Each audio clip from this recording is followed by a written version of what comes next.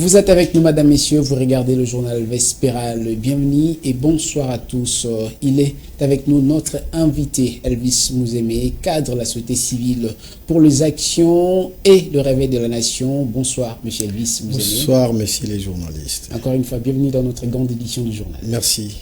Merci beaucoup. Encore une tragédie à Kinshasa. Un incendie a ravagé plusieurs habitations et des maisons commerciales qui longent l'avenue Bypass au quartier Rigini aux abords du rond-point Ngaba. La collision d'un remorque avec un camion citerne est la cause de cet incident grave. Ruth Tinonzei et Enoch Mafuka.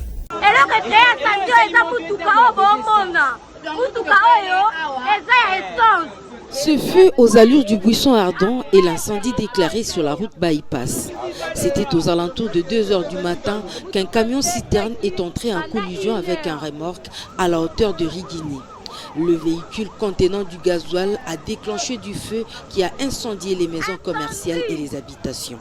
Ce drame qui s'est produit au beau milieu de la nuit a occasionné des pertes en vies humaines, témoigne cette dame.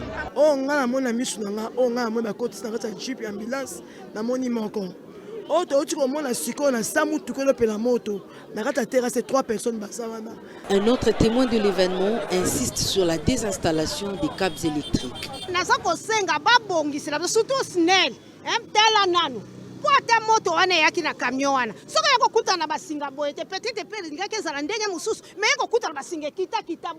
Le vice-gouverneur de la ville de Kinshasa, Gérard Jikoko Mulumba, est descendu sur le lieu du drame pour faire le constat. Jusqu'aux petites heures du matin, l'incendie se poursuivait malgré l'intervention des services anti-incendie.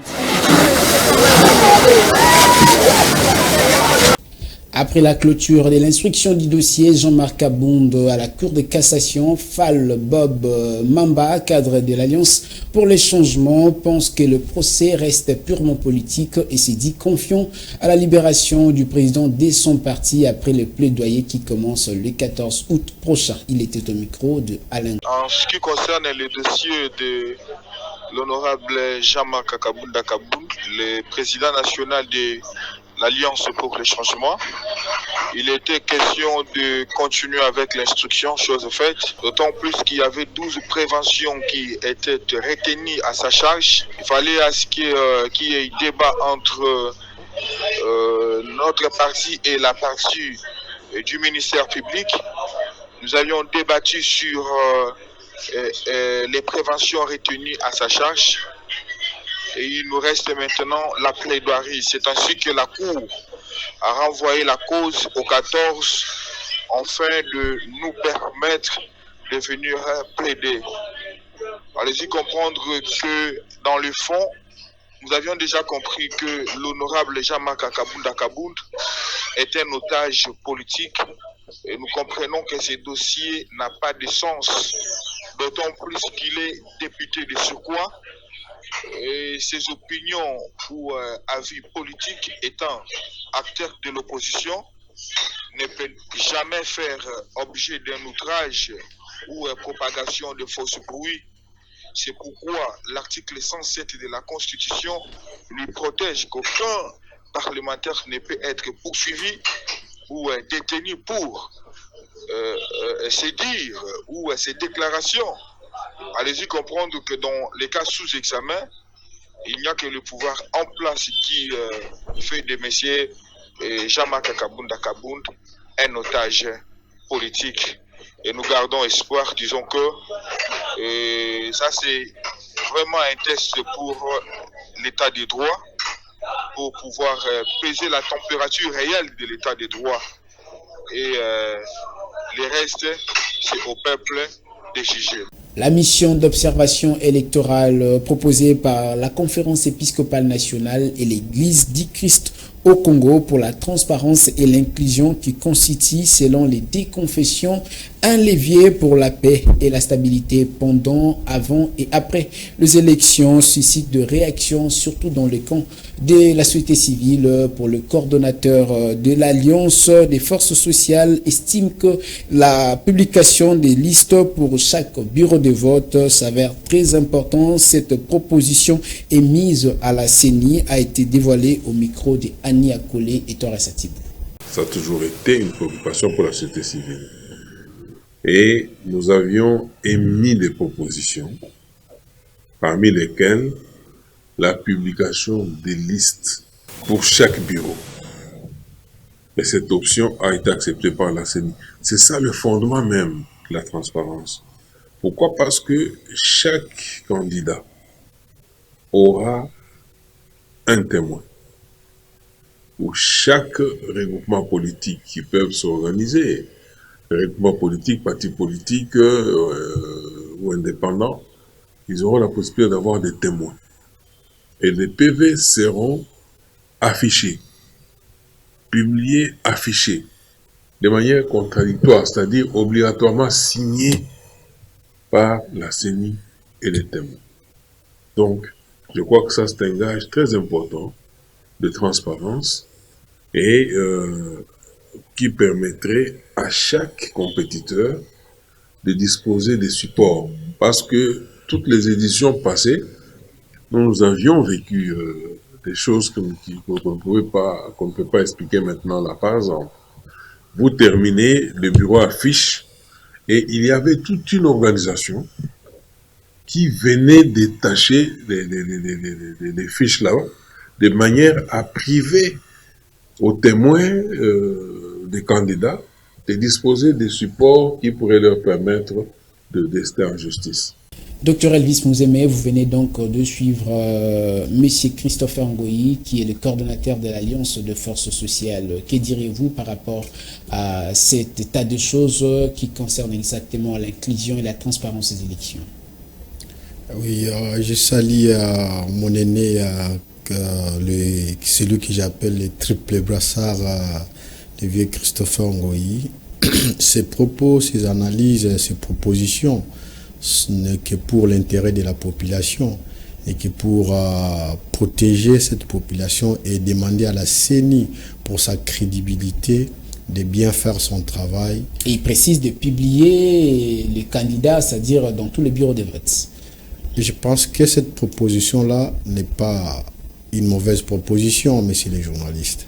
C'est une proposition qui va aussi pour donner de crédit à notre centrale électorale, et aussi c'est une proposition pour mettre toute partie prenante aux élections en cours dont nous soutenons sous l'œil vigilant de la population congolaise et l'accompagnement même de toute la population africaine.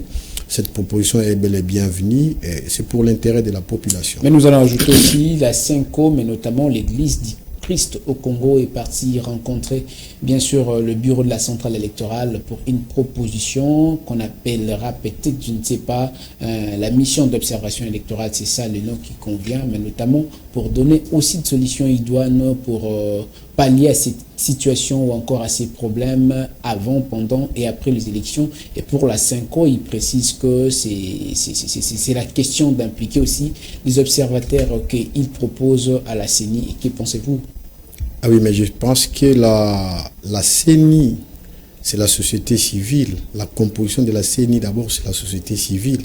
Et l'Église catholique étant société civile, n'a fait que son droit, n'a fait que son devoir d'approcher la CENI, de proposer, de faire des propositions pour la bonne tenue de ces élections, et afin pour que tout peuple congolais se sente à l'aise là où il est, pour éviter des contestations, pour éviter les pires, afin que les choses se passent en bonne et due forme. Restons juste avec le chapitre des incendies. Un autre s'est produit ou encore s'est déclaré dans la ville de Kananga, dans la province du Kasaï, où plus des maisons ont été également calcinées. Joint au téléphone le coordonnateur de la société civile et serviteur congolais pour le développement et la citoyenneté retrace la cause et les dégâts de cet incendie. L'incendie a fait un mort et 2 personnes grièvement atteintes par le feu qui sont internées à l'hôpital. Et il s'agit d'un étalage de vente de carburant. Et c'est dans les établissements Tonton Justin, tout près du marché central de Kananga. L'origine doit être, selon les témoignages que nous avons reçus sur place, un enfant jouait avec les allumettes tout autour de cet étalage de vente. L'enfant qui est mort était celui de la vendeuse de cet étalage. Un garçon s'y a pris des blessures, mais sa vie n'est pas tellement en danger jusque-là. Les sapeurs-pompiers, c'est un problème dans toutes les villes de la RDC, surtout dans les villes à l'intérieur du pays. Il n'y a pas de camions anti-incendie. Il n'y a pas eu intervention. Ça a pris beaucoup de temps. Les boutiques voisines de l'étalage, on a évacué des biens. Les gens ont perdu leurs biens parce que les passants entraient pour sauver les meubles, mais les autres se sont transformés en pierre. Docteur Elvis Mouzeme, je précise que vous êtes, ou encore on peut dire par trichement, aussi candidat aux élections prochaines. Est-ce que cela aussi est vrai ou encore vous allez tenter encore une fois cette aventure? Nous sommes dans notre pays, si nous avons les soif de servir ces pays, nous les servons déjà, mais s'il y a double mission pour servir ces pays, je ne vois pas l'inconvénient. Et si l'État nous permet, si la CENI accepte tout ce que nous avons comme idée, je pense que ça pouvait aussi être meilleur. Restons avec ce chapitre de la CENI. Je dirais une frange de l'opposition s'est dit non concernée au processus électoral pour la raison de manque d'inclusivité et la transparence, mais la CENI estime que les propositions proposées, à l'occurrence Martin Fayoulou, est non fondée et surtout elle n'est pas basée. Qu'est-ce que vous pourriez essentiellement parler? Et je pense que en toute démocratie, chacun de nous est libre de mettre ses avis, chacun de nous est libre de faire ses observations. Mais la meilleure des solutions serait de trouver un terrain d'entente. Martin Fayoulou, c'est un fiche de pays. La centrale électorale, c'est pour le peuple congolais. S'il y a quelque chose que mon aîné Martin Fayoulou trouve que ça ne tient pas, il est mieux, comme nous le disons toujours, d'approcher cette centrale électorale afin de trouver des solutions idoines pour l'intérêt de ces fils congolais, mais aussi par moment j'appelle mon aîné de faire confiance à l'institution pour ne plus faire rater ce train que la Constitution nous demande comme obligation. Mais je trouve que étant que citoyen, il est libre de faire ses analyses. Étant que citoyen, il est libre de constater quelque chose, mais aussi qui va nous séparer entre la CENI et l'ancien candidat à la présidence, l'aîné Martin Fayoulou. Là, je pense que la conscience des uns des autres devrait aussi travailler là-dessus. En parlant de la Constitution, est-ce que la position de la CENI de ne pas satisfaire le parti prenant au processus ne risquerait pas de remettre en question la tenue des élections, surtout dans le délai constitutionnel qui est prévu le 20 décembre?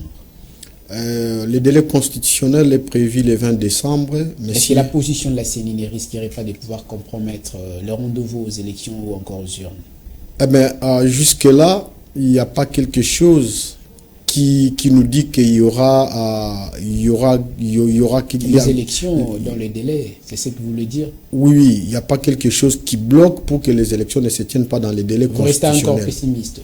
Je reste encore pessimiste, monsieur le journaliste. Qu'est-ce qui motive votre pessimisme? Vous voyez les calendriers électoraux promulgués par la centrale électorale et tout ce qui se passe. Aujourd'hui, il y a eu dépôt de candidature pour la députation nationale. Hier, il y a eu pour la députation nationale. Et depuis les 3, ils ont commencé pour la députation provinciale et conseiller communal. Et c'est ça qui motive c'est ça qui nous donne espoir. Voilà. Parlons sport à présent. Le 9e jet de la francophonie, on en parle encore. Clôturé le dimanche dernier à Kinshasa, plusieurs bouches parlent de la réussite de cet événement, dont l'analyste sportif Michel Tobo qui dresse un bilan positif sur le plan organisationnel. On l'écoute, il est au téléphone de Lionel Ngolo. Les Jeux de la francophonie sont finis. Je pense que le bilan il est plutôt positif, on doit le dire comme ça. Pour la République démocratique du Congo, surtout, si on doit considérer les moyens mis pour la préparation des athlètes et des artistes congolais, mais au regard des 34 médailles remportées, je pense que c'est clairement un exploit. Tout sports confondus, groupés, on va dire dans l'ensemble, la République démocratique du Congo n'avait jamais atteint ce nombre de médailles, donc c'est à féliciter. Tout l'honneur revient à ces athlètes qui se sont défoncés sur le terrain pour ramener au pays toutes ces récompenses, bien qu'ils n'avaient pas été assez motivés ou si pas en retard. Voilà, donc je pense que ça appartient au passé. Voilà, les présidents de la République, si je paraphrase le ministre de la Communication et des Médias, va certainement les recevoir et on espère que quelque chose de bien leur sera réservé tout simplement pour les récompenser, en tout cas pour tous les efforts qu'ils ont consentis tout au long de ces Jeux de la francophonie durant les 11 jours que nous étions ici à Kinshasa. Sur le plan organisationnel, c'est vrai, il n'y a pas d'organisation parfaite, ça n'existe pas, mais je pense que le défi a été relevé d'organiser ces Jeux. On reste dans ces chapitres pour dire qu'il y a un témoin qui a vécu l'événement qui s'est déroulé ou encore au lieu de cet incendie au rond-point Ngaba. C'est un camion-citerne roulant à vive allure qui a occasionné ces drames. Suivez les témoignages. Quand on a commis à 4 heures,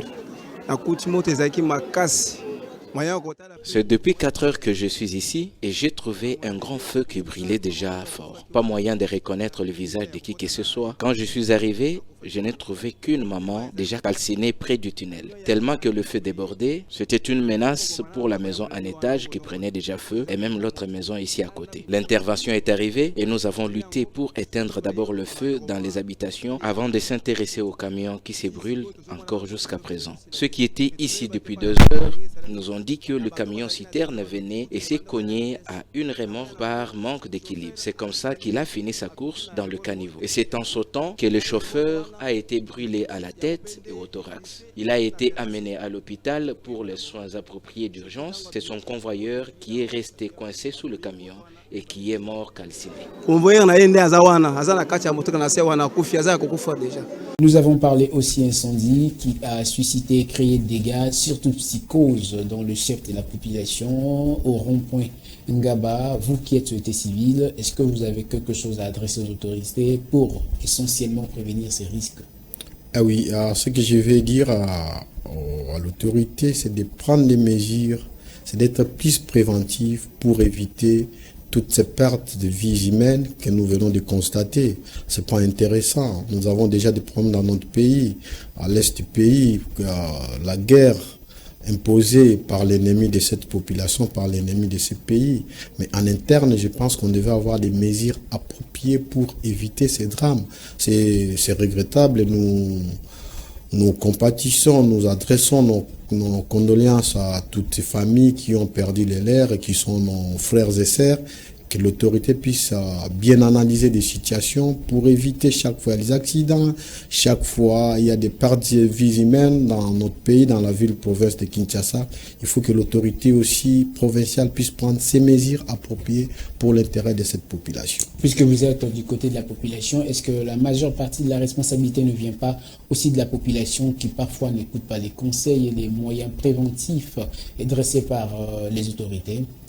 Eh bien, les pays, on ne construit pas les pays par la volonté ou on ne construit pas les pays par les bienfaiteurs, on construit les pays par des lois et avec des suivis. Moi, je pense qu'il y ait des lois et des suivis, c'est ça qui va mettre cette population devant une équation à bien suivre ce que les autorités font. Mais néanmoins, nous disons aussi pour rester logique envers nous, que cette population, par moment, nous sommes appelés à nous comporter dignement pour éviter ce qui vient d'être passé. Parce que c'est nous qui perdons des vies, parce que c'est nous qui pleurons. Alors voilà, cette population et aussi nous tous là, nous sommes obligés par moment de nous remettre sur les rails, de bien nous comporter, de bien écouter, de bien faire les choses afin que la nation ne regrette plus parmi ceux qui ont perdu des vies. On pouvait avoir un député, on pouvait avoir un président, on pouvait avoir un journaliste comme M. Elvis, on pouvait avoir quelqu'un qui parle comme Elvis Mouzeme.